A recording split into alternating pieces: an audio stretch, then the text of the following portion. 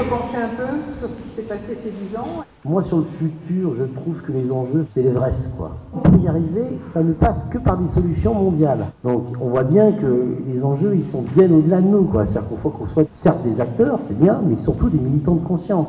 La vraie vérité, ça serait la croissance du bonheur, la croissance de la bienveillance, comment on peut mieux vivre, mieux fonctionner, etc. Dans les pays occidentaux, c'est là-dessus qu'on devrait travailler.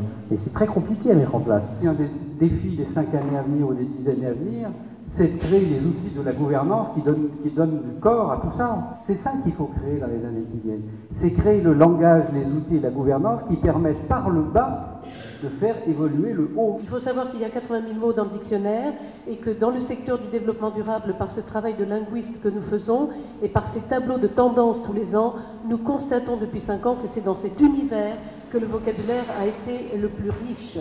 En fait, donc l'idée c'est effectivement de remettre du long terme et de remettre du bon sens, d'une certaine façon, dans la finance. Et cela, ça sera possible que si, effectivement, les investisseurs de toute nature se mobilisent là-dessus.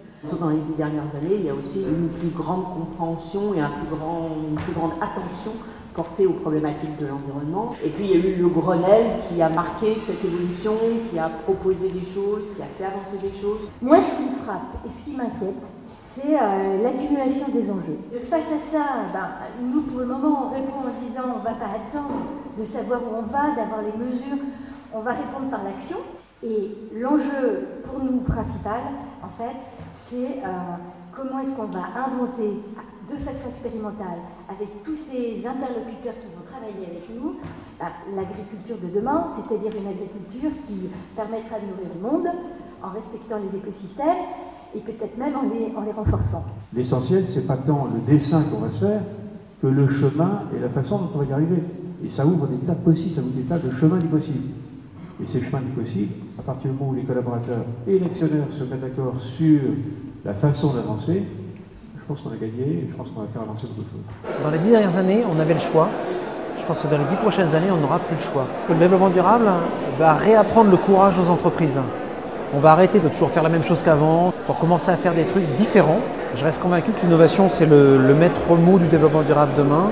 Une innovation au service des autres, avec les autres. L'enjeu d'EdCity, et c'est un peu la continuité de la vision de départ, c'est être un accélérateur de changement, c'est donner les clés et les outils aux entreprises pour agir et faire des consommateurs aussi des acteurs du changement via leur consommation. C'est un livre d'une centaine de pages qui sont les questions que j'entends le plus dans les entreprises.